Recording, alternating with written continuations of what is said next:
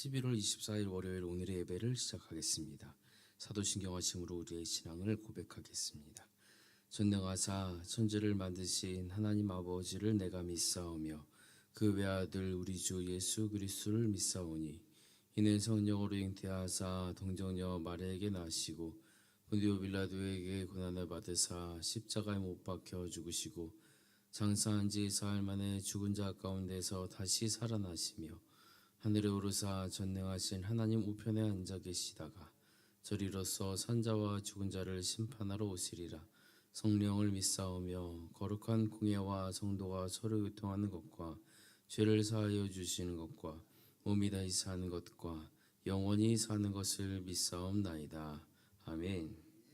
찬송가 502장입니다.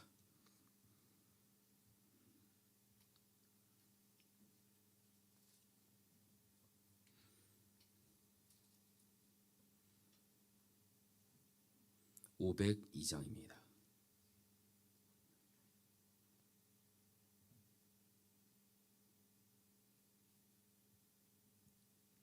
빛의 사자들이여 서가서 어둠을 물리치고 주의 진리 모르는 백성에게 복음의 빛 비춰라. 빛의 사자들이여 복음의 빛 비춰라. 죄로 어두운 밤 밝게 비춰라. 빛의 사자들이여 선한 사역 위하여 힘을 내라. 주 함께 하시겠네. 주의 크신 사랑을 전파하며 복음의 빛 비춰라. 빛의 사자들이여 복음의 빛 비춰라. 죄로 어두운 밤 밝게 비춰라. 빛의 사자들이여 주님 부탁하신 말 순종하여 이 진리 전파하라. 산을 넘고 물 건너 힘을 다해 복음의 빛 비춰라. 빛의 사자들이여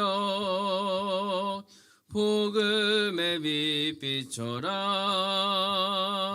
죄로 어두운 밤 밝게 비춰라. 빛의 사자들이여 동서남북 어디나 땅끝까지 주님만 의지하고 눈 어두워 못 보는 백성에게 복음의 빛 비춰라. 빛의 사자들이여 복음의 빛 비춰라.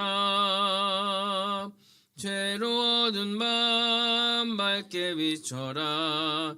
빛의 사자들이여. 아멘. 찬송가 151장입니다.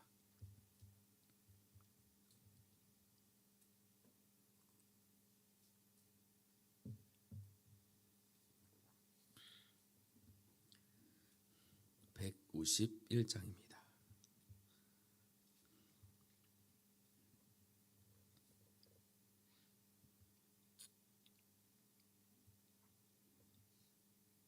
만왕의 왕 내 주께서 왜고 초당했나. 이 벌레 같은 날 위해 그 보혈을 였네. 십자가 내가 처음 볼 때에 나의 맘에 큰 고통 사라져 오늘 믿고서 내 눈 밝았네. 참 내 기쁨 영원하도다. 주 십자가 못 박힘은 속죄함 아닌가. 그 긍휼함과 큰 은혜 말할 수 없도다. 십자가 내가 처음 볼 때에 나의 맘의 큰 고통 사라져. 오늘 믿고서 내 눈 밝았네. 참 내 기쁨 영원하도다. 늘 울어도 그 큰 은혜 다 갚을 수 없네. 나 주님께 몸 바쳐서 주의 힐 입으리. 십자가 내가 처음 볼 때에 나의 맘의 큰 고통 사라져. 오늘 믿고서 내 눈 밝았네. 참 내 기쁨 영원하도다. 아멘. 기도하겠습니다. 오늘도 우리를 예배자리로 인도하심에 감사합니다. 하루의 문을 기도로 열게 하시고 주님과 동행하며 승리하는 하루가 되게 하시며 하루의 문을 닫을 때는 감사로 마무리하는 은혜를 허락하여 주옵소서. 말씀을 살아내는 우리의 가정과 일터, 우리의 모든 걸음마다 하나님의 통치가 회복되고 주님의 나라가 세워지게 하여 주옵소서. 병상에서 주의 얼굴을 구하는 성도들에게 주님의 임재와 치유와 회복을 허락하시고 우리 자녀들에게 하나님을 아는 지혜와 경외함을 부어주셔서 이 마지막 때에 믿음으로 승리하는 거룩한 백성 되게 하여 주옵소서. 이 땅의 모든 교회가 한마음 한뜻으로 주의 나라를 세워가게 하시고 악한 이 세상 속에서 더욱 강하게 복음을 붙들고 증거하는 주님의 교회로 사용하여 주옵소서. 예수님의 이름으로 기도하옵나이다. 아멘. 오늘 말씀은 요한계시록 11장입니다.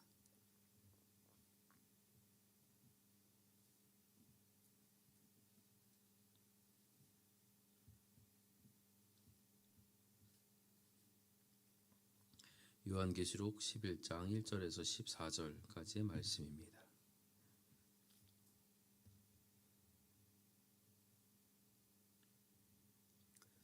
요한계시록 11장 1절에서 14절입니다. 우리 합독하시겠습니다. 또 내게 지팡이 같은 갈대를 주며 말하기를 일어나서 하나님의 성전과 제단과 그 안에서 경배하는 자들을 측량하되 성전 바깥 마당은 측량하지 말고 그냥 두라. 이것은 이방인에게 주었은즉 그들이 거룩한 성을 42달 동안 짓밟으리라. 내가 나의 두 증인에게 권세를 주리니 그들이 굵은 베옷을 입고 1260일을 예언하리라. 그들은 이 땅의 주 앞에 서 있는 두 감람나무와 두 촛대니 만일 누구든지 그들을 해하고자 하면 그들의 입에서 불이 나와서 그들의 원수를 삼켜버릴 것이요 누구든지 그들을 해하고자 하면 반드시 그와 같이 죽임을 당하리라. 그들이 권능을 가지고 하늘을 닫아 그 예언을 하는 날 동안 비가 오지 못하게 하고 또 권능을 가지고 물을 피로 변하게 하고 아무 때든지 원하는 대로 여러 가지 재앙으로 땅을 치리로다.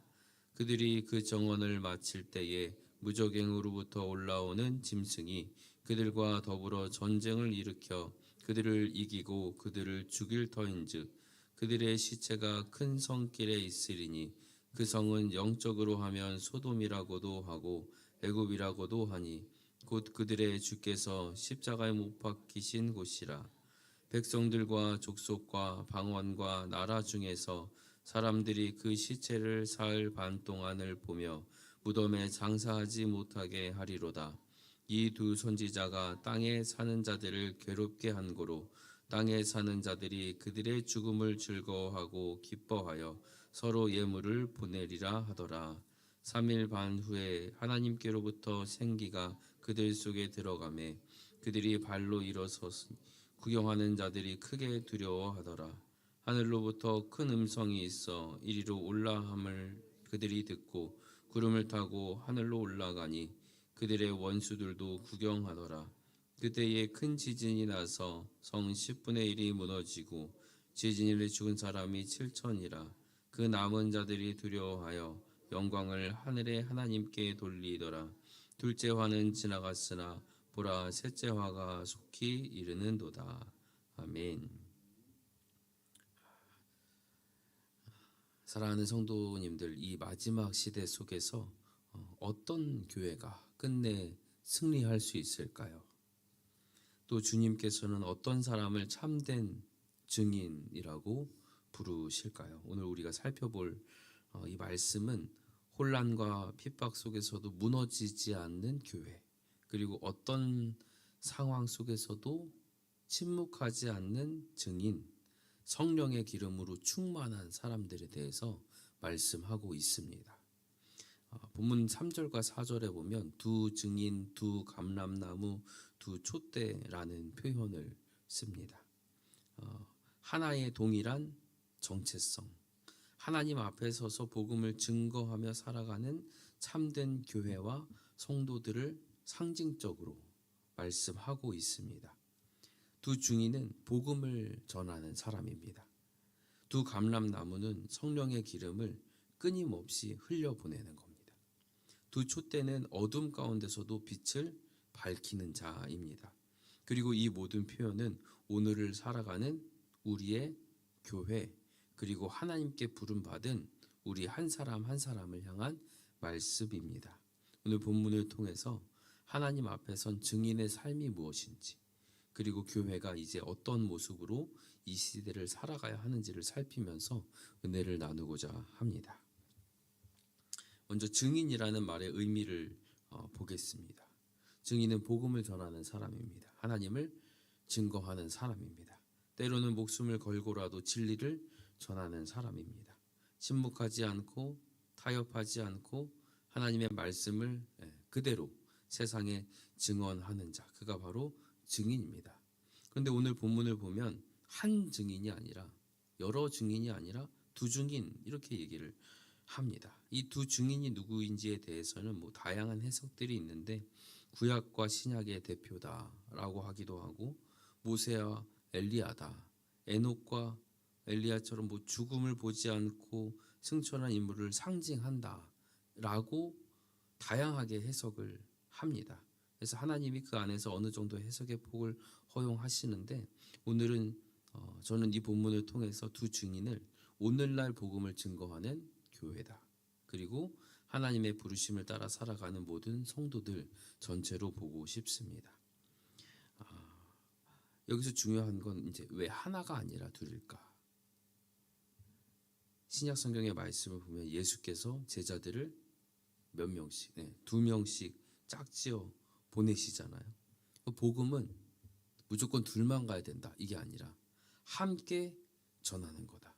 복음은 혼자서 완성하는 사명이 아니다. 함께 웃고 함께 울고 함께 위로하고 함께 세상을 향해서 나아가는 사명을 말씀하고 있는 겁니다. 그래서 서로 협력하는 교회, 함께 복음을 전하는 공동체, 혼자가 아니라 연합으로 살아가는 하나님의 백성을 상징하고 있습니다. 오늘 이 땅 위에 존재하는 모든 교회, 그리고 하나님을 따르는 모든 성도들이 짝지어서 서로 연합해서 함께 증인의 사명을 감당하라. 이것이 주님의 뜻인 줄로 믿습니다. 그리고 이어서 두 감람나무와 두 촛대가 나옵니다. 스가랴서 4장에 나오는 환상의 내용이에요. 스가랴는 선지자 사역 초기의 환상을 봅니다. 그 중에 하나가 양쪽에 두 감람나무가 서 있고 가운데 순금 등잔대가 있는 환상을 봤습니다. 이 등잔대를 보니까 불이 꺼지질 않고 계속 타오르는 거예요. 감람나무에서 계속해서 기름이 흘러나오기 때문에 그 기름을 가지고 끊어지지 않고 타오릅니다. 스가랴는 이 환상을 통해서 순금 등잔대는 이스라엘 백성을, 두 감람나무는 수룹바벨과 여호수아 곧 성령의 기름 부음 받은 지도자들을 상징한다고 들었습니다. 그 당시 이스라엘은 바벨론 포로에서 막 돌아온 상태였습니다. 성전이 무너지고 예배가 중단되어 있었습니다. 하나님이 그들에게 말씀하시는 거죠. 스가랴 4장 6절에 이는 힘으로 되지 아니하며 능력으로 되지 아니하고 오직 나의 영으로 되느니라. 하나님께서 성령의 기름을 통해 수룹바벨과 여호수아 그들의 공동체 무너진 성전을 다시 세우고 예배를 회복하도록 이끄셨습니다. 이 환상이 오늘 본문에 다시 등장을 하는 거예요. 그들은 이 땅의 주 앞에 서 있는 두 감람나무와 두 촛대다. 요한은 스가랴가 본 그 환상의 구조를 이제 종말을 살아가는 교회에게 그대로 적용하고 있습니다. 다시 말해서 오늘을 살아가는 교회는 성령으로 기름 부음 받은 감람나무입니다. 그리고 동시에 세상 속에 그 빛을 받아서 에너지를 받아서 빛을 비추는 촛대입니다. 성령의 기름이 끊어지지 않아야 불이 꺼지지 않습니다.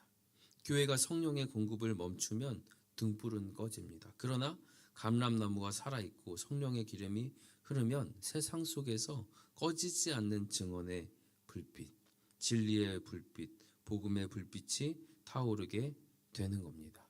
사랑하는 성도님들, 우리도 감람나무가 돼야 됩니다. 우리 교회가 촛대가 돼야 됩니다. 성령의 기름이 흘러넘치는 교회, 그리고 세상 한가운데서 진리의 빛을 비추는 교회가 돼야 합니다. 기름이 공급되지 않으면 꺼집니다. 기도 없이는 안 됩니다. 말씀 없이는 안 됩니다. 다른 건 없어도 괜찮아요. 성령 없이 교회는 껍데기입니다. 그러나 성령이 임하시면 우리는 어떤 시대 속에서도 꺼지지 않는 등불로 서게 될 줄로 믿습니다. 다시 돌아가서 1절과 2절의 말씀을 보시면요. 또 내게 지팡이 같은 갈대를 주며 말하기를 일어나서 하나님의 성전과 제단과 그 안에서 경배하는 자들을 측량하되 성전 바깥 마당은 측량하지 말고 그냥 두라. 이것은 이방인에게 주었은즉 그들이 거룩한 성을 42달 동안 짓밟으리라. 아멘. 요한이 환상 속에서 갈대, 측량 도구를 받습니다. 그리고 무엇을 측량하라고 명령을 받냐면 하나님의 성전 제단 그리고 그 안에서 경배하는 자들입니다. 그런데 성전 바깥 마당은 측량하지 말고 그냥 두라고 하십니다. 왜냐하면 성전 안과 성전 바깥은 조금 다른 차이가 있는 거예요. 어떤 차이가 있냐면 그 마당, 바깥 마당은 이방인에게 주어진 겁니다. 믿는 자들과 믿지 않는 자들이 갈라지는 거죠. 성경에서 측량하다라는 것은 단순히 크기를 잰다라는 의미가 아니라 하나님이 그들을 아신다, 구별하신다라는 의미입니다. 보호하신다라는 의미입니다. 하나님께서 성전 안에서 예배하는 자들을 기억하시고 지키시고 붙드신다. 그러나 성전 바깥 마당은 이방인에게 넘겨졌고 42달 동안 짓밟히게 될 것이다 라고 말씀합니다. 성전 안은 하나님의 보호 아래에 있는 참된 성도들의 모임입니다. 그들은 진실로 주님을 예배하고 삶의 주인이 하나님이신 사람들. 반대로 성전 바깥 마당은 겉으로는 교회 안에 있는 것처럼 보이지만 믿음의 본질 없이 형식만 남은 사람들을 상징합니다. 하나님이 주인이 아니라 자기 욕망과 세상의 목적이 중심이 된 사람들. 이들은 고난이 오면 예배를 포기하고 나갑니다. 떠납니다. 그래서 그들의 영역 곧 성전 밖 마당이 짓밟힌다라고 말씀하고 있는 겁니다. 시대가 흘러도 교회는 그 시대마다 고난을 받았습니다. 예수님의 십자가 이후에 사도들의 순교 이후에 2000년 교회 역사 속에서 교회는 언제나 세상으로부터 핍박과 조롱을 받았습니다. 그러나 분명한 것은 교회는 고난을 받아도 그 본질은 무너지지 않는, 하나님의 사랑 깨지지 않는 거예요. 성전 안에서 하나님을 예배하는 자들, 하나님 앞에 마음을 드리는 자들, 하나님의 영광을 바라보는 자들, 이들은 결코 짓밟히지 않습니다. 왜냐하면 하나님이 측량하신 자는 하나님이 끝까지 보호하시기 때문입니다. 오늘 그 말씀을 하고 있는 거예요. 이제 다시 3절에서 5절 말씀에 보면 가장 먼저 들어오는 것은 권세입니다. 하나님께서 두 증인에게 권세를 주십니다. 사도행전 1장 8절 말씀, 오직 성령이 너희에게 임하시면 너희가 권능을 받고 예루살렘과 온 유대와 사마리아 땅끝까지 이르러 내 증인이 되리라. 우리가 증인이 될 수 있는 것은 내 거가 아니고 성령의 권세 때문입니다. 성령이 임하시면 우리에게 하나님의 권세가 주어집니다. 그 권세로 무엇을 합니까? 3절, 그들이 굵은 베옷을 입고 1260일을 예언하리라. 굵은 베옷은 회개를 상징합니다. 이 증인들은 세상에 회개를 선포하고 하나님의 뜻을 대언하는 자로 부르심을 받았습니다. 입에서 불이 나와 원수를 삼킨다는 표현은 말씀의 능력, 진리의 권위를 상징합니다. 하나님의 말씀은 살아있고 운동력이 있어서 좌우의 날선 검과 같이 심령 깊은 곳까지 찌르고 쪼갭니다. 사랑하는 여러분, 우리는 하나님께서 주신 권세로 복음을 증거하는 사명을 받은 자들이에요. 그런데 이 복음의 사역 기간이 1260일이다. 이 성경에서 시간은 항상 문자적 아니고 상징적인 의미를 갖습니다. 3년 반이라는 시간은 완전수인 7의 절반, 제한된 기간이 있다. 세상이 교회를 핍박하는 시간도, 교회가 복음을 전하는 시간도 영원한 것이 아니라 하나님의 정하신 때 안에서 이루어진다는 겁니다. 그래서 우리가 낙심하지 말아야 됩니다. 고난은 끝이 있습니다. 핍박도 잠시입니다. 또 복음을 전할 기회도 영원하지 않습니다. 우리는 지금 증인의 시간, 복음을 전할 기회가 주어진 기간을 살아가고 있습니다.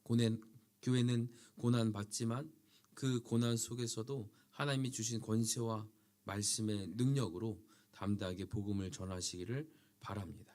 우리는 지금 성령님을 통해서 말씀의 불을 가졌어요. 세상은 교회를 헤아려 하고 진리를 억누르려고 하고 하나님의 질서가 이 땅 가운데 이루어지는 것을 방해하지만 성령께서 우리에게 힘을 주셔서 복음을 증거하게 하셨습니다. 불처럼 살아있는 복음, 성령의 권세를 받은 교회, 그것이 바로 우리의 정체성임을 믿으시기를 바랍니다. 그런데 안타까운 것은 이제 하나님의 권세를 받아서 복음을 전하던 교회, 이 두 증인이 증언을 마치기 직전에 짐승에게 죽임을 당합니다.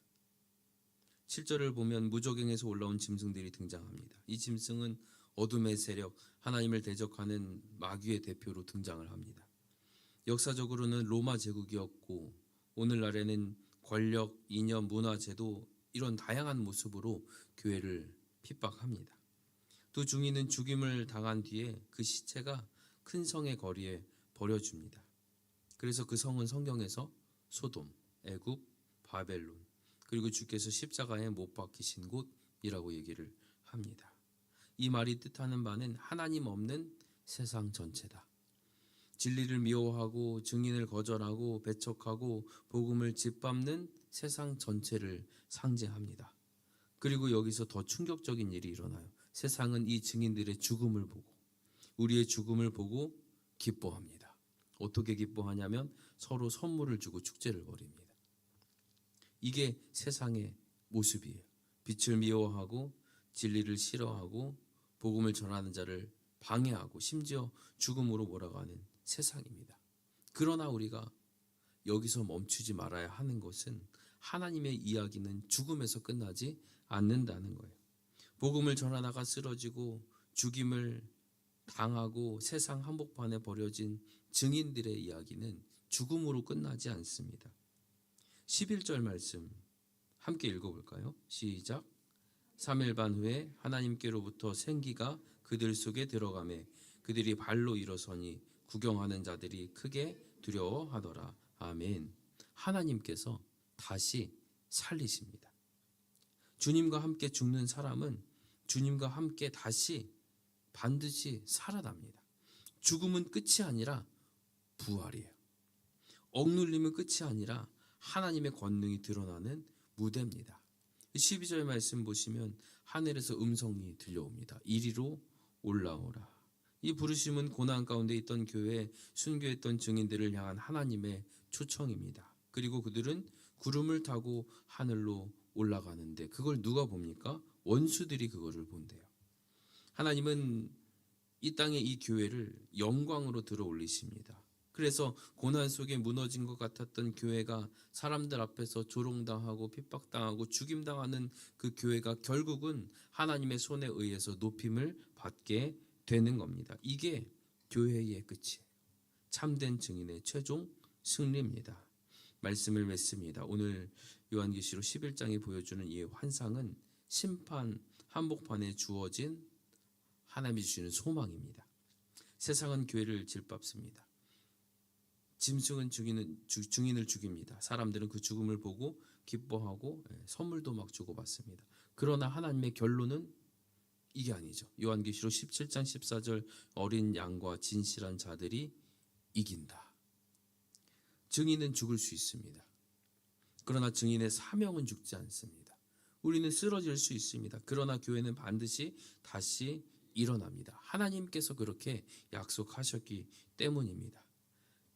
하나님이 다시 살리시고 다시 세우시고 또 하나님이 오늘 우리에게 말씀하십니다. 이리로 올라오라. 내가 너를 영광으로 이끌 것이다. 그러므로 사랑하는 여러분, 우리는 이 마지막 시대에 두 감람나무처럼 성령으로 충만하고 두 촛대처럼 어둠 속에서 빛을 밝히고 두 증인처럼 목숨을 걸고 복음을 증언하는 사람들로 살아가야 할 줄로 믿습니다. 우리의 생명이 아깝지 않을 만큼 우리의 입술이 침묵하지 않고 이 시대에 살아있는 증인 되시기를 주님의 이름으로 축복합니다. 죽어도 증언하고 끝내 살아나는 우리 광염교회 바로 우리가 되기를 주님의 이름으로 축원합니다. 아멘. 기도 제목을 드립니다. 세상 앞에 주님의 복음을 담대히 증언하는 참된 증인으로 살게 하소서. 내 삶과 교회 위에 성령의 기름 부음이 끊임없이 흐르게 하옵소서. 고난 중에도 하나님을 예배하는 성전 안에 예배자로 서게 하옵소서. 주님 주신 권세로 진리의 말씀을 담대히 전하게 하옵소서. 죽어도 증언하며 끝내 살아나는 부활의 교회 되게 하여 주옵소서. 아멘. 기도하겠습니다. 사랑과 진리의 하나님, 오늘 말씀을 통해 고난 속에서도 침묵하지 않는 교회, 죽어도 증언하며 끝내 살아내는 증인의 삶을 보게 하시니 감사합니다. 우리를 이 시대의 증인으로 세우시고 성령의 기름 부으심으로 감람나무 되게 하시며 어둠 속에서도 꺼지지 않는 촛대처럼 빛을 비추게 하여 주옵소서. 세상이 교회를 조롱하고 증인을 무너뜨리려고 해도 우리가 결코 두려워하지 않고 주님 주신 권세로 복음을 담대히 증거하는 은혜를 허락하여 주옵소서. 끝내 다시 살리시는 하나님의 손을 신뢰하며 이리로 올라오라 부르시는 음성을 기다리는 부활의 교회로 살게 하여 주옵소서. 오늘 하루 걸어가는 모든 걸음걸음마다 하나님과 함께하는 형통을 누리는 복된 삶이 되게 하여 주옵소서. 예수님의 이름으로 기도하옵나이다. 아멘. 이제는 우리 주 예수 그리스도의 은혜와 하나님 아버지의 한없는 사랑과 성령 하나님의 감동감화 교통하심이 이 마지막 시대 속에서도 두 증인처럼 감람나무처럼 촛대처럼 담대히 복음을 증언하며 살기를 결단하는 살아가는 모든 성도들 위해 가정과 일터와 교회 위에 이제로부터 영원토록 함께 있을지어다. 아멘.